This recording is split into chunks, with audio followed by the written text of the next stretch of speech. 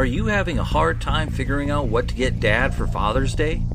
You should check out Row 1 Brand's Vintage Pictorum Gallery. They have America's best sports art. With over 7,200 historic sports prints, you're assured to find something unique for Dad this Father's Day. Instead of a boring old tie, get him a historic baseball photo taken by Henry High Sandham at the historic Polo Grounds Stadium in New York City during the 1894 Temple Cup. Or, if he's an NFL buff, check out the 1963 vintage NFL poster. These are so good looking that you'll be amazed how they turn out. Shop now at sportshistorynetwork.com/row1 and save 15% off your order. This podcast is part of the Sports History Network, your headquarters for the yesteryear of your favorite sport. You can learn more at sportshistorynetwork.com. We have the mission of learning sports history for January 25th, and our sports uniform numbers of the day are 13, 27, and 36. Find out who the players were that wore them and the events that they did on this day. This and more coming up in just a moment. Hello, sports friends. This is Darren Hayes. You've heard me over the last few years on the Pigskin Daily History Dispatch podcast. Well, I'm on a journey to learn more about sports history in the games of football, baseball, hockey, basketball, and more. And I want to learn it by the gear and the apparel that the players are wearing. So you can learn a lot about player numbers, the players that wore them, the team's apparel and uniform, and the history of the game. There's so much to be learned, and I'm going to be on that journey. I want to take you along with me on a daily podcast to go through Sports Jersey Dispatch. Won't you join me now? Hello everyone, this is Darren Hayes, and sports history is made every day, and January 25th is no exception. Our sports jersey numbers of the day are 13, 27, and 36. Let's start off January 25th, 1960. Once again, old number 13 put up some major points. Hall of Fame center Wilt Chamberlain poured in 58 points, the most ever recorded by a rookie in the league, as the Philadelphia Warriors downed the Detroit Pistons 127-17 in a game played in Bethlehem, Pennsylvania. Our jersey number 27, well, that belongs to Frank Mahovlich. January 25th, 1961, he played for the Toronto Maple Leafs and lit the lamp twice in a contest on the ice against the Montreal Canadiens, in which Toronto triumphed 5-3. The significance was that number 27, Mahovlich, 39th tally of the season, which set a Leafs record for goals scored in a season. January 25th, 1978, the San Diego Padres acquired pitcher Gaylord Perry from the Texas Rangers in a trade for Dave Tomlin and $125,000.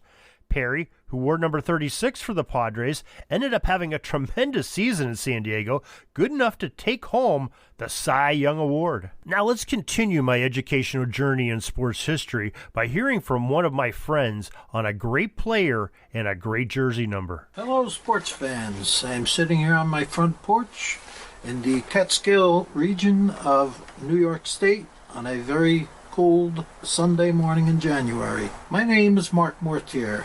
I grew up in northern New Jersey, just across the river from New York City. The name of my podcast is Yesterday Sports. Although roughly 75% of my podcasts are about football, I do try to mix in other sports as well. Most of my podcasts are about sports in the 1970s, since that's when my fandom was at its peak. I normally have one podcast a week, usually on Tuesday, although occasionally I do have to skip a week, depending on how busy my work schedule is.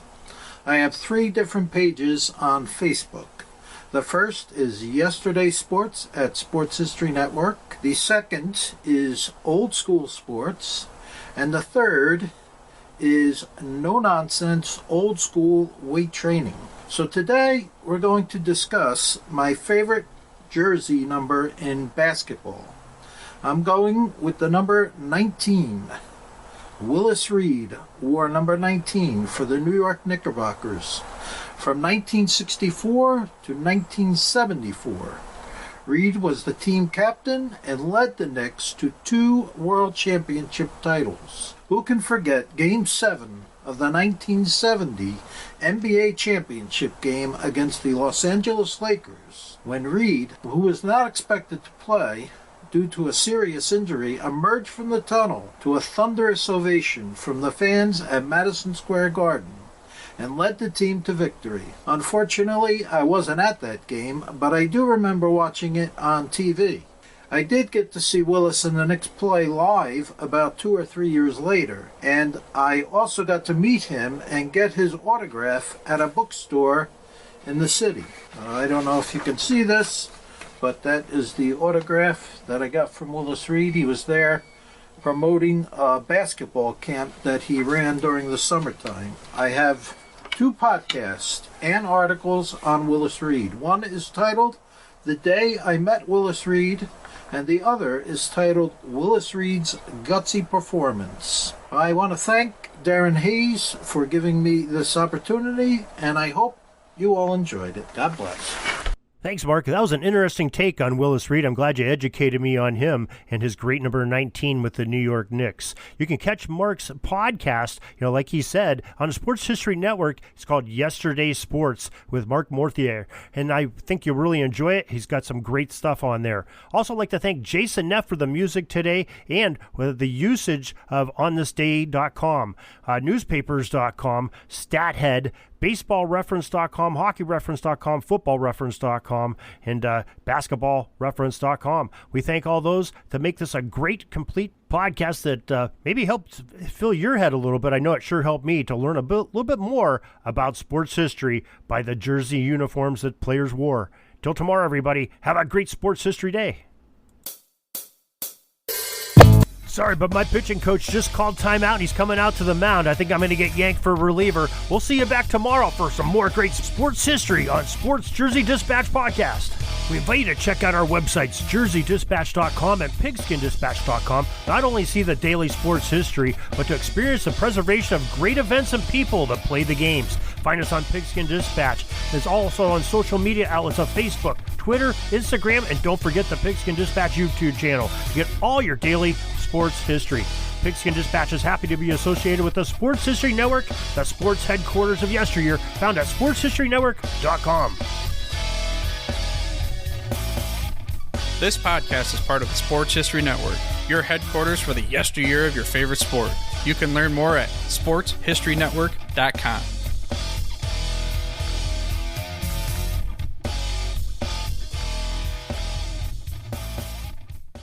At the Sports History Network, we're all about sports yesteryear, and so we're so pleased to introduce you to Row One, an online memorabilia gallery and shop that brings you sports history to life anywhere. The Row One gallery includes over 5,200 gorgeously reproduced prints of team posters, game program covers, game tickets, advertisements, and more in baseball, pro and college football, pro and college basketball, and more. And any gallery item may be printed in a variety of sizes on wood, metal, canvas, acrylic, or poster paper. And in Row One shop, check out the thousands more of unique items with the retro and historical designs dating back to 1876, including t-shirts, long sleeve shirts, phone cases, mugs, blankets, pillows, towels, and even shower curtains. Go to sportshistorynetwork.com, ROW1, for access to the full Row One catalog and for gallery prints and gift items, plus get a 15% discount off all prints on the Row One Pictorum Gallery with coupon code SHN15. Follow the link on the show notes.